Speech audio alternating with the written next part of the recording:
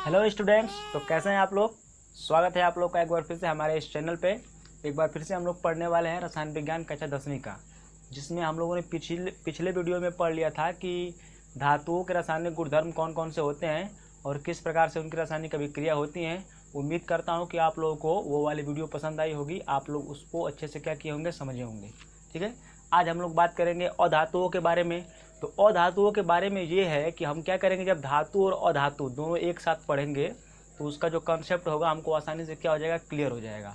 तो आइए हम लोग क्या करते हैं, धातु और अधातु दोनों को क्या करते हैं, एक साथ लेकर के चलते हैं, जिससे धातु का कंसेप्ट आसानी से क्लियर हो जाएगा और अधातु का भी कंसेप्ट क्या हो जाएगा, आसानी से हम लोग क्लियर कर पाएंगे। तो अब धातु क्या होता है और अधातु क्या होता है आप लोग जान चुके हैं। धातु वे तत्व होते हैं जो क्या करते हैं, अपनी बाहरी कक्षा में से इलेक्ट्रॉनों को त्याग करके धनायन बनाने की प्रवृत्ति रखते हैं, जबकि अधातु वे तत्व होते हैं जिनके परमाणु क्या करते हैं, इलेक्ट्रॉनों को ग्रहण करके ऋणायन बनाने की प्रवृत्ति रखते हैं। उसे हम लोग क्या कहेंगे, अधातु कहेंगे। अब हम लोग इसके भौतिक गुणों के आधार पर इसको क्या करेंगे, अंतर को देखेंगे कि धातुएं किस प्रकार से अधातुओं से क्या होती हैं, भिन्न होती हैं। ठीक है, सबसे पहले बात करते हैं अवस्था की। तो जितनी भी धातुएं होती हैं वो सामान्यतः ठोस अवस्था में पाई जाती हैं। मुख्य रूप से किस अवस्था में पाई जाएगी, ठोस अवस्था में, सॉलिड स्टेट में पाई जाती हैं। लेकिन एक धातु ऐसी होती है जो किस अवस्था में पाई जाती है, द्रव अवस्था में, और उसका नाम क्या है, पारा। आप लोग जानते होंगे इसको, Hg, पारा। तो इसको याद रखेंगे। सभी धातुएं किस अवस्था में पाई जाएंगी, ठोस अवस्था में पाई जाएंगी, लेकिन एक पारा ही ऐसा धातु है जो किस अवस्था में पाया जाता है, द्रव अवस्था में पाया जाता है। ठीक, अब बात करते हैं अधातु की। तो जितनी भी हमारे अधातु में हैं उनका कोई फिक्स स्टेट नहीं है, वो तीनों अवस्था में पाई जाती हैं।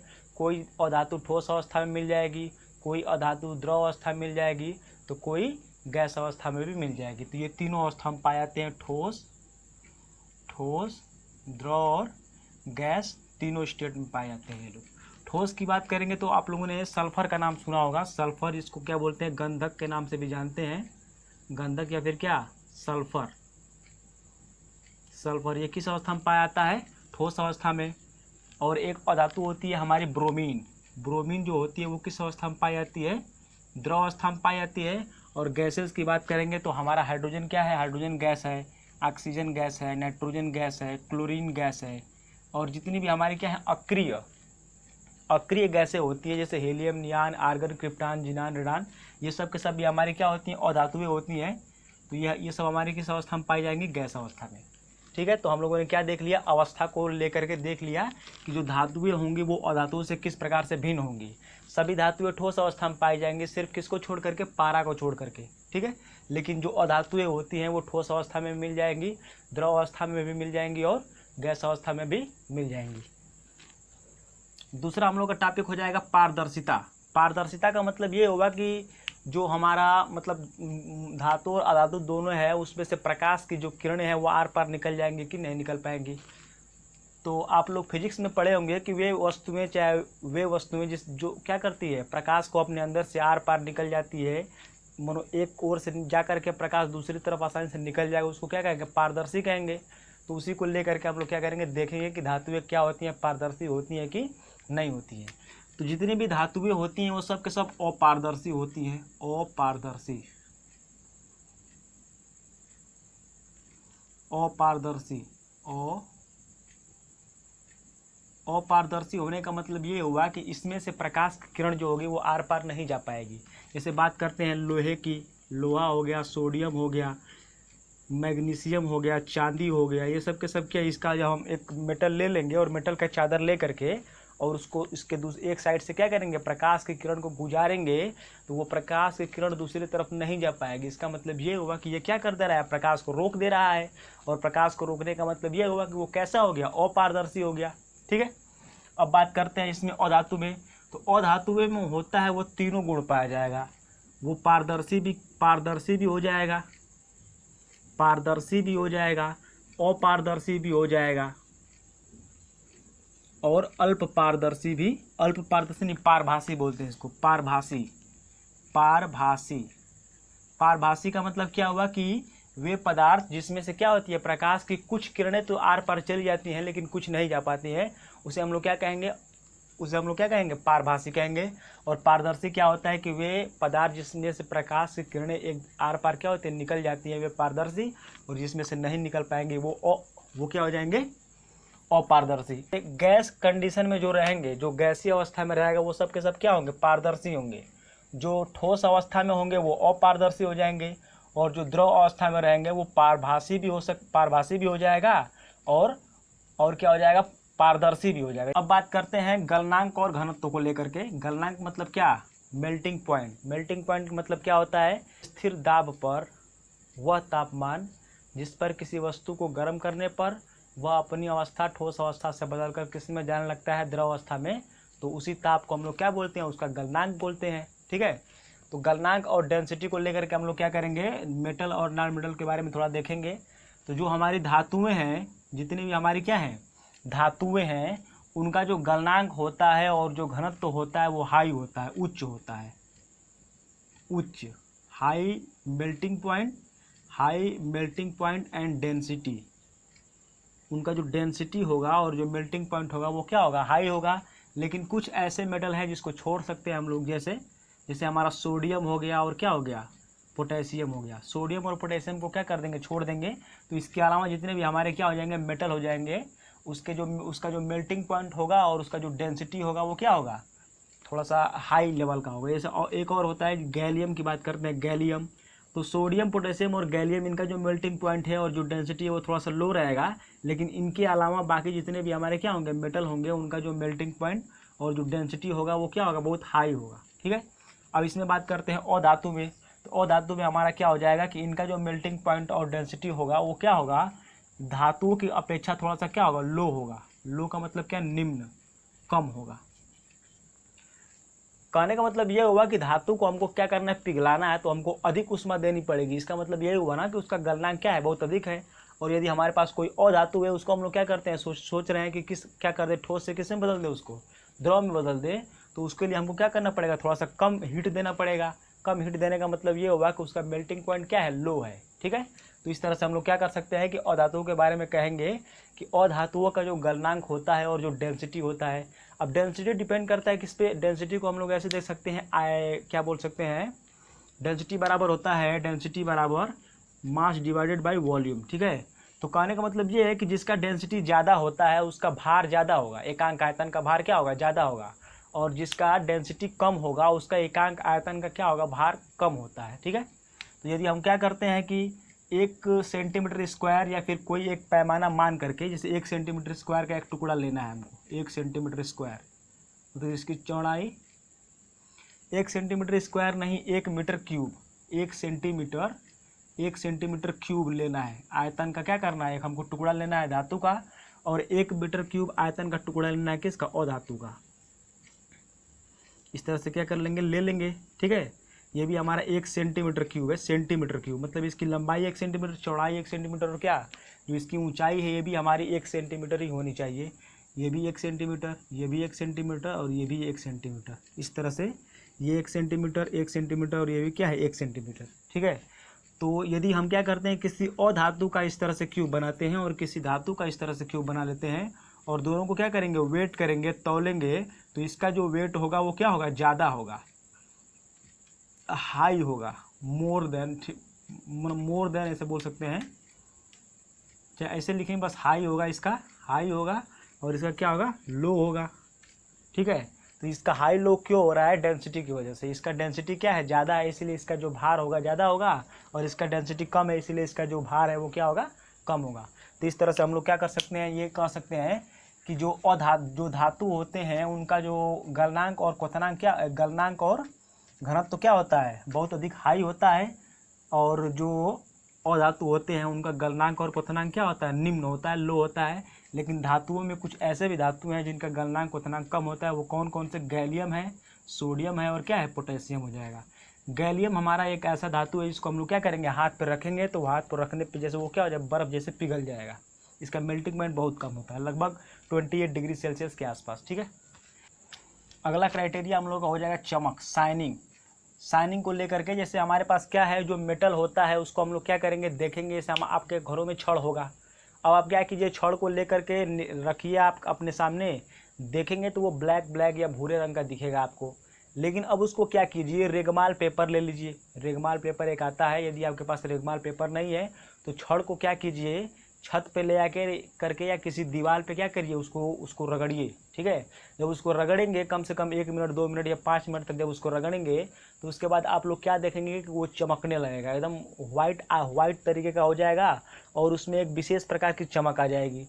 यदि छत पर रगड़ने से नहीं हो पा रहा है तो घरों में एक फाइल आता है। फाइल का मतलब क्या है, जो रेती बोलते हैं उसको।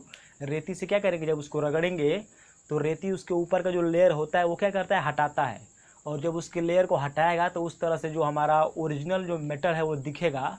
वो कैसा दिखेगा, एकदम चमकता हुआ दिखेगा, एकदम अच्छा दिखेगा। ठीक है, या फिर सोने चांदी की बात करते हैं। सोना चांदी क्या होता है, चमकदार होता है, बहुत अच्छा दिखने में लगता है। ठीक है, तो उसी चमक को लेकर के बात करते हैं। जो धातु होता है इसमें एक हमारे पास विशेष प्रकार की चमक होती है, इसे हम लोग क्या कहते हैं, धात्विक चमक। धात्विक चमक होती है किसमें, धातुओं में मेटेलिक लस्टर या फिर मेटेलिक शाइनिंग होती है। लेकिन जो हमारे अधातु होते हैं उसमें कोई विशेष प्रकार की चमक नहीं होती है। ठीक है, इसमें कोई चमक नहीं होती है। धातुओं में विशेष प्रकार की चमक होती है और अधातुओं में कोई विशेष प्रकार की चमक नहीं होती है। अब बात करते हैं हम लोग चालकता की। चालकता, ठीक है, चालकता का मतलब ये हुआ कि धातु में से और अधातु में से हमारा इलेक्ट्रॉनों का प्रवाह हो पाएगा कि नहीं। विद्युत चैप्टर में आप लोग पढ़े होंगे कक्षा 9th में या फिर 8 में कि किसी भी पदार्थ में इलेक्ट्रॉनों का जो प्रवाह होता है उसी की दर को हम लोग क्या बोलते हैं, विद्युत धारा बोलते हैं। ठीक है, तो जब क्या करते हैं कि हमारे पास मान लीजिए कि ये वायर है, ठीक है, तार है, लोहे का तार है।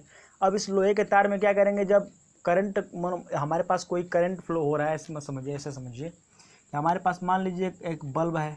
ठीक है, हमने इस तरह से बल्ब लगा दिए, बल्ब के 2 टर्मिनल हो गए। इस तरह से हमने क्या कर दिया, यहाँ पे एक बैटरी लगा दिया और बैटरी से इसको क्या कर दिया, कनेक्ट करा दिया। ठीक है, तो इस तरह से कनेक्ट कराएंगे, ये प्लस वाला हो गया, ये माइनस वाला होगा, तो इस तरह से हमारा जो बल्ब होगा वो क्या हो जाएगा, जल जाएगा, इस तरह से चमकने लगेगा, शाइनिंग आ जाएगी बल्ब में। ठीक है, अब क्या करते हैं कि इस बल्ब वाले वायर को यहाँ से क्या करते हैं, तोड़ देते हैं। तो एक टर्मिनल ये बना और एक टर्मिनल ये बना। ठीक है, अब इन्हीं दोनों टर्मिनल के बीच में हम लोग क्या करते हैं, पदार्थ को रखना है। जैसे कि हम लोहा लेंगे तो लोहा लेके इतना बड़ा छड़ लेकर के इसके बीच में लगाएंगे, तो फिर देखेंगे तो लोहे, जब लोहा इसके बीच में आएगा तो फिर बल्ब हमारा जल जाएगा। ठीक है, अब यहाँ पे क्या करेंगे, कोई दूसरा पदार्थ ले लेंगे, लकड़ी ले लेंगे। अब लकड़ी यहाँ पे लेके आएंगे तो फिर लकड़ी लगाएंगे तो फिर लकड़ी से बल्ब हमारा नहीं जलेगा। ठीक है, तो लकड़ी लगाने से बल्ब नहीं जला। लेकिन यदि यहाँ पे लोहे का तार लगा देंगे, कापर का तार लगा देंगे, ठीक है, एल्युमिनियम का तार लगा देंगे, सोना चांदी कुछ भी लगा देंगे, तो इस तरह से ये बल्ब हमारा क्या हो जाएगा, जल जाएगा। तो आखिर ऐसा हुआ क्यों? ठीक है, तो ऐसा हुआ इसलिए कि यहाँ पे ये हो रहा है कि जो हमारे मेटल होते हैं उसमें क्या पाए जाते हैं, मुक्त इलेक्ट्रॉन पाए जाते हैं, फ्री इलेक्ट्रॉन। ठीक है, अब इस हमारे मेटल वाले वायर में फ्री इलेक्ट्रॉन है। अब इस बैटरी में से इलेक्ट्रॉन निकल के क्या कर रहे हैं, इलेक्ट्रॉनों का प्रवाह होने लगेगा। तो इसी को तो हम लोग क्या करेंगे, इसी की वजह से तो ये बल्ब जल रहा है। तो ये इलेक्ट्रॉन इसमें पहले से मौजूद हैं और यहाँ से इलेक्ट्रॉन जब आएंगे तो इस तरह से इसमें इलेक्ट्रॉनों का प्रवाह क्या हो जाएगा, शुरू हो जाएगा, जिसकी वजह से बल्ब जल गया। लेकिन जब हमने यहाँ पे क्या कर दिया, लकड़ी लगा दिया या फिर किसी अधातु का प्रयोग कर दिया, तो यहाँ पे हम लोगों ने ये देखा कि बल्ब तो नहीं जल रहा है। इसका मतलब ये हुआ कि वहाँ पे इलेक्ट्रॉनों का प्रवाह रुक गया है, इसकी वजह से इलेक्ट्रॉन यहाँ से यहाँ पे नहीं जा पा रहा है, इसीलिए बल्ब हमारा क्या है, नहीं जल पा रहा है। इसी के बारे में हम लोग क्या करेंगे, चर्चा करेंगे और इसी को लेकर के क्या करेंगे, डिस्कस करेंगे। तो चालकता की बात करते हैं तो जितनी भी हमारी धातुएं होती हैं वो क्या होती हैं, सुचालक होती हैं। किसकी, विद्युत की सुचालक होती हैं। किसकी, विद्युत की और किसकी, उष्मा की। विद्युत की और उष्मा दोनों के क्या होंगी, सुचालक हो जाएंगी। उष्मा का मतलब ये होगा कि हमारे पास ये लोहा है और लोहे के एक सिरे को यहाँ से जब गर्म करेंगे तो धीरे धीरे ये वाला सिरा भी क्या हो जाएगा, गर्म हो जाएगा। इसका मतलब ये क्यों गर्म हो गया, क्योंकि यहाँ से उष्मा धीरे धीरे होते हुए उष्मा गमन कर रही है, उष्मा क्या कर रही है, जा रही है। तो क्यों जा रही है, क्योंकि ये हमारा क्या है, मेटल है। और इस मेटल में क्या होते हैं कि जो एक दूसरे के जो अणु होते हैं बहुत पास होंगे और पास होने की वजह से वो क्या करते हैं, इलेक्ट्रॉनों का फ्लो करने लगते हैं। या फिर गलत हो गया तो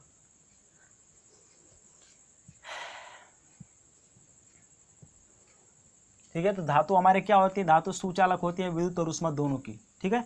अब बात करते हैं अधातु की, तो अधातु हमारे क्या हो जाएंगे, कुचालक। कुचालक होने का मतलब क्या, इंसुलेटर। हिंदी अंग्रेजी में क्या बोलेंगे, इंसुलेटर। इसको बोलेंगे कंडक्टर, ये हो गया इंसुलेटर। तो सुचालक कुचालक का मतलब ये होगा कि इसमें से इलेक्ट्रॉनों का प्रवाह नहीं हो पाता है। लेकिन हमारे पास कुछ ऐसी अधातुएं हैं जिसमें से क्या होता है कि इलेक्ट्रॉनों का प्रवाह तो हो जाता है। जैसे बात करते हैं ग्रेफाइट की, और इसी को दूसरे नाम से भी बोल सकते हैं कार्बन। ठीक है, ग्रेफाइट और कार्बन हमारे पास ऐसी दो अधातुएं हैं जो क्या करती हैं, इलेक्ट्रॉनों का प्रवाह कर देती हैं। तो ये दोनों क्या हैं, सुचालक हैं। जबकि इन दोनों के अलावा जितनी भी हमारी क्या हैं अधातुएं हैं वो क्या हो जाएंगी, कुचालक। किसकी कुचालक, विद्युत की। अगला हमारा हम लोग का टर्म है ध्वनि। ध्वनि जब क्या करते हैं, बस ध्वनि में ये है कि धातुओं में क्या होते हैं, विशेष प्रकार की ध्वनि होती है। एक विशेष ध्वनि होती है, जबकि अधातुओं में कोई विशेष प्रकार की ध्वनि नहीं होती है। विशेष ध्वनि नहीं होती है। अब ये ध्वनि कहाँ से आ गया, ठीक है। जैसे आप लोग मंदिर में जाते होंगे पूजा करने के लिए कि हे भगवान जी क्या कर दीजिए, हमारा पेपर तो ख़राब हो गया है, हमको कैसे भी क्या कर दीजिए, पेपर में पास करवा दीजिए। आपको क्या करेंगे, 5 किलो लड्डू ला करके चढ़ाएंगे। कुछ इस प्रकार की मनोकामना मांगने के लिए क्या करते होंगे, आप लोग जाते होंगे मंदिर में। ठीक है, जब मंदिर में जाएंगे तो सबसे पहले देखेंगे मंदिर के आगे क्या लगा हुआ, बहुत बड़ा सा घंटा लगा हुआ है। चाहे घंटी छोटी सी लगी होती है लेकिन लगी जरूर होती है। ठीक है, अब जाते हैं तो सबसे पहले छोटे बच्चे होंगे या फिर आप कोई भी क्या करेंगे, सबसे पहले घंटी को बजाएंगे कम से कम 4-5 बार। अच्छा लगता है, बजाने में मज़ा आता है। ठीक है, तो वो घंटी को जब बजाते हैं तो उसमें से आवाज़ निकलती है कि नहीं निकलती है, निकलती है। आप लोग भी देखे हैं, मैं भी देखा हूँ, सब लोग देखे हैं, जानते हैं। तो वो जो विशेष प्रकार की ध्वनि निकलती है वो इसलिए निकलती है क्योंकि जो घंटी बना है किस पदार्थ का बना है, किस तत्व का बना है, चाहे तत्व की बात नहीं, किस पदार्थ का बना है, वो बना है धातु का, मेटल का। इसीलिए वहाँ पे क्या होता है कि घंटी से आवाज़ निकल रही है। या फिर इसका सबसे छोटा एग्जांपल है कि जब साइकिल चलाते होंगे आप लोग, साइकिल तो ज़रूर चलाते होंगे, तो साइकिल में भी घंटी लगा होता है। तो साइकिल में जब घंटी बजाते हैं तो वो घंटी क्या करता है, बजता है, जिसकी वजह से दूसरे जो हमारे आगे पीछे चलाने वाले साइकिल वाले होते हैं वो क्या करते हैं, हमको जगह देते हैं। जिस तरह से हम साइकिल को क्या करते हैं, निकाल लेते हैं। तो वो क्यों बजता है, उसमें से ध्वनि क्यों तेज आती है, क्योंकि वो धातु का बना है। ठीक है, लेकिन वहीं पे हम लोग क्या करेंगे, प्लास्टिक का घंटी बना के यूज करेंगे तो कोई ध्वनि नहीं आएगी वहाँ पे। ठीक है, तो यही है कि धातु में क्या होता है, विशेष प्रकार की ध्वनि होती है, जबकि अधातु में कोई विशेष प्रकार की ध्वनि नहीं होती है। तो इस तरह से हमने क्या देख लिया कि धातु और अधातु किस प्रकार से क्या एक दूसरे से क्या है, भिन्न है। अब हम लोग बात करते हैं अधातुओं के रासायनिक गुणधर्म के बारे में। ठीक है, पिछले वीडियो में हम लोगों ने पढ़ा है कि धातुओं के किस प्रकार से रासायनिक गुणधर्म थे, तो उसी प्रकार से तुलना करते हुए हम लोग देखेंगे कि अधातुएं क्या उस प्रकार से क्रिया करती हैं या फिर करती भी हैं, तो कैसे कैसे बनाती हैं उत्पाद को। तो आइए देखते हैं अधातुओं के रासायनिक गुणधर्म। तो अधातुओं के जो ऑक्साइड होते हैं वो उनकी प्रकृति कैसी होती है, अम्लीय होती है। धातुओं के ऑक्साइडों की प्रकृति के बारे में आप लोग जानते हैं कि धातुओं के ऑक्साइड कैसे होते हैं, क्षारीय प्रकृति के होते हैं। तो उसी का जस्ट उल्टा होता है इसमें कि अधातुओं के ऑक्साइड कैसे होते हैं, अम्लीय प्रकृति के। जैसे बात करते हैं सल्फर, तो सल्फर हमारा क्या है, अधातु है और क्या है। ठीक है, ऑक्साइड बनाएगा तो सल्फर डाइऑक्साइड, यह धातु का ऑक्साइड हो गया। कार्बन डाइऑक्साइड, ये अधातु का ऑक्साइड हो गया। ठीक है, और बात कर लेते हैं किसकी, नाइट्रोजन ऑक्साइड, NO होता है, NO2 होता है। ठीक है, N2O भी हो जाता है। ये सब क्या है, नाइट्रोजन का ऑक्साइड है। नाइट्रोजन मोनोऑक्साइड, नाइट्रोजन डाइऑक्साइड, इसको बोल देंगे क्या, नाइट्रस ऑक्साइड बोल देंगे इस तरह से। ठीक है, और भी हो जाएंगे हमारे बहुत सारे ऑक्साइड। ठीक है, ये सब के सब क्या हो जाएंगे, अम्लीय प्रकृति के। कैसे हो जाएंगे, अम्लीय प्रकृति के, अम्ल। ठीक है, लेकिन कुछ ऐसे भी हैं जो थोड़े से क्या है, उदासीन प्रकृति के हैं। जैसे आप बात करते हैं हाइड्रोजन का ऑक्साइड H2O, इस तो सब लोग जानते होंगे ना, हाइड्रोजन का ऑक्साइड है, H2O है। तो यहाँ आप लिखते हैं, दिखाई नहीं दे रहा होगा। ठीक है, तो H2O हो गया हमारा, ये क्या, हाइड्रोजन का ऑक्साइड। ठीक है, तो ये हमारा क्या होता है, उदासीन होता है। इसी को तो हम लोग पीते हैं। यदि मान लीजिए पानी ही अम्लीय हो जाता तो फिर कोई उसको कैसे पी पाता। ये किस प्रकृति का होता है, उदासीन प्रकृति का। ये भी अम्लीय हो जाता है जब क्या होता है कि इसमें विभिन्न प्रकार की गैसें, ये आके इसमें घुल जाएगा तभी अम्लीय हो जाएगा। ठीक है, ये आके घुल जाएगा तो भी अम्लीय हो जाएगा। ठीक, NO2 आके घुल जाएगा, नाइट्रस अम्ल बना देगा, ये भी अम्लीय हो जाएगा। ठीक है, अब घुलने की बात है, फिलहाल तो कैसा होता है, उदासीन में होता है ये। और एक और होता है हमारा कार्बन मोनोऑक्साइड, इसको बोलते हैं CO। ये भी किस प्रकृति का है? उदासीन प्रकृति का। तो इन दोनों को याद रखेंगे। ये दोनों के दोनों ऑक्साइड तो हैं किसके? अधातु के, लेकिन इनकी प्रकृति कैसी होती है? उदासीन प्रकृति के, न्यूट्रल प्रकृति के होते हैं। अम्ल के जैसे कार्य नहीं करेंगे। ठीक है। दूसरा हो जाएगा मिश्र धातु। अब मिश्र धातु ये नया टर्म कहाँ से आ गया? मिश्र मतलब क्या? बहुत सी चीजों को मिला करके बना देना, वही क्या है? मिश्र धातु। जैसे हमारे पास एक धातु A है, एक धातु B है, एक धातु C है, एक धातु D है। हमने क्या किया? चारों को पिघला दिया और पिघला करके चारों को आपस में मिला दिया और मिला के उसको ठंडा कर दिया। अब जब चारों को मिला करके ठंडा कर देंगे तो वो चारों तो आपस में मिल गए। तो इस तरह से हमारा क्या बना? जो नया प्रोडक्ट बना वही हमारा क्या कहलाएगा? मिश्र धातु, एलॉय बोलते हैं। ठीक है। तो जो धातुएं होती हैं वो मिश्र धातु तो बना लेती हैं। नाम के आगे क्या है? धातु। मिश्र कब होगा? जब वो धातु होगा तभी मिश्र हो पाएगा। लेकिन जो अधातुएं हैं वो क्या है? मिश्र धातु का निर्माण नहीं कर पाती हैं। ठीक। अब नहीं करने का कारण ये है कि वो किस अवस्था में पाई जाती है? गैस अवस्था में पाई जाती है, कुछ द्रव अवस्था में पाई जाती है। तो गैस अवस्था में है, द्रव अवस्था में है, तो उसको क्या करेंगे? ठंडा करेंगे। तो बहुत अधिक ठंडा करना पड़ जाएगा, जो फिर बाद में वो क्या हो जाएगा? जब नॉर्मल टेम्परेचर पे आएगा तो फिर गैस बन के उड़ जाएगा। जब मिल ही नहीं पाएगा तो मिश्र धातु बनाएगा कहाँ से? ठीक है। तो अधातु मिश्र धातु नहीं बनाती हैं। गर्मी इतना हो रहा है, क्या बताया जाए। बहुत माहौल खराब हो गया है। गर्मी गर्मी गर्मी, हाय गर्मी, हाय गर्मी। अगला है अम्ल से क्रिया। धातुओं में आप लोगों ने पढ़ा है कि धातु क्या करता है? तनु अम्ल से क्रिया कर लेता है तो लवण बना देता है और हाइड्रोजन गैस को मुक्त कर देता है। लेकिन यहाँ पे बिल्कुल उल्टा होगा। कोई भी अधातु जब क्या करेगा? अम्ल से क्रिया करेगा तो क्या बनाएगा? जरा सोच करके बताइए आप लोग, क्या बनेगा? सोचिए, 2 मिनट सोचिए। सोच लिया आप लोगों ने? नहीं सोच पाया? कुछ बनेगा ही नहीं भैया, अभी क्रिया हो गई नहीं यहाँ पे। There is no reaction between non metal and acids, so you will be notice that. या फिर आप लोगों को ये क्या करना पड़ेगा? याद करना पड़ेगा कि कोई भी अधातु क्या करेगा? अम्ल से क्रिया करेगा ही नहीं, और जब अम्ल से क्रिया करेगा नहीं तो हाइड्रोजन का विस्थापन नहीं कर पाएगा। ठीक है। अगला है हाइड्रोजन से क्रिया। धातुएं क्या करती हैं? हाइड्रोजन से क्रिया करती हैं, लेकिन बहुत मुश्किल से कर लेती हैं। बहुत डिफिकल्ट कंडीशन आती है, सिचुएशन थोड़ा सा अलग थलग करना पड़ जाता है, तो जाके वो क्या करते हैं? धातुएं हाइड्रोजन से क्रिया कर लेती हैं। लेकिन अधातु जो होता है वो बिल्कुल आसानी से क्रिया करेगा किसके साथ? हाइड्रोजन के साथ। और बिल्कुल आसानी से क्रिया करके क्या कर लेगा? एक अस्थायी यौगिक का निर्माण करेगा। जो धातु क्या करेगा? हाइड्रोजन से क्रिया करेगा तो क्या बनाएगा? धातु हाइड्राइड बनाएगा। केमिकल रिएक्शन वाले में धातुओं के रासायनिक गुणधर्म वाले पिछले वीडियो में आप लोगों ने देखा है। ठीक है। नहीं देखा है तो जाकर के देख लीजिए, डिस्क्रिप्शन में लिंक दिया हुआ है, जाकर के देख लीजिए। धातु हाइड्राइड। ठीक है। और जब ये धातु हाइड्राइड बनाएगा भी तो ये बहुत अनस्टेबल होगा, अस्थायी प्रकृति का, ज़्यादा देर तक रुकेगा नहीं, ये तुरंत रिएक्शन करके इधर उधर कूट डाल के दूसरा बन जाएगा। लेकिन जब कोई अधातु क्या करेगी? हाइड्रोजन से क्रिया करेगी, हाइड्रोजन से क्रिया करेगी तो उसका क्या? अधातु का हाइड्राइड बनाएगा, अधातु हाइड्राइड बनाएगा, हाइड्राइड बनाएगा।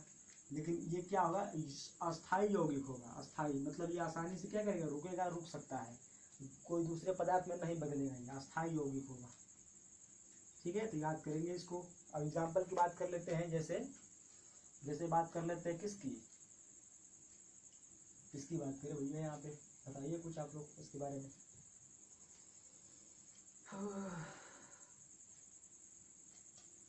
अब यहाँ पे बात करें जैसे कार्बन है। अब कार्बन हाइड्रोजन से क्रिया करेगा तो क्या कर देगा? CH4 बना देगा। नाइट्रोजन है, नाइट्रोजन हाइड्रोजन से क्रिया कर देगा NH3 बना देगा। ठीक है। और क्या बना सकता है?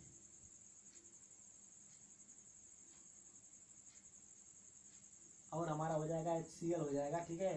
PH3 हो जाएगा। इस तरह से सब के तो हमारे क्या हो गए? यौगिक बन गए। P मैंने फास्फोरस, H मैंने हाइड्रोजन, N मैंने नाइट्रोजन, C मैंने कार्बन। हाइड्रोजन से क्रिया करेगा CH4 मेथेन बना दिया। नाइट्रोजन H से क्रिया करेगा, इसको क्या बोलते हैं? अमोनिया बोलते हैं। HCl आप लोगों ने अम्ल, क्षार और लवण वाले चैप्टर में पढ़ा है, हाइड्रोक्लोरिक अम्ल हो गया है। PH3 एक नया आ गया, इसको बोलते हैं फास्फीन। फास्फीन एक गैस है, बहुत ही इंपॉर्टेंट है, 12 में जाएंगे आप लोग तो पढ़ने को मिलेगा पूरे इसके बारे में। What is the method of preparation of phosphine? By red phosphorus. ठीक है, तो याद कर लिए PH3 मैंने क्या, फास्फीन। ठीक, इस तरह से हम लोगों ने अधातुओं के रासायनिक गुणधर्म के बारे में पढ़ लिया। यदि आप लोगों को ये वीडियो अच्छा लगा है तो वीडियो को लाइक कर लीजिए। यदि चैनल को सब्सक्राइब नहीं किया है तो चैनल को सब्सक्राइब कर सकते हैं, आपकी मर्जी है, नहीं करना है मत कीजिए, करना है कर लीजिए, बाकी आपकी मर्जी है। ठीक है, बहुत बहुत धन्यवाद वीडियो देखने के लिए।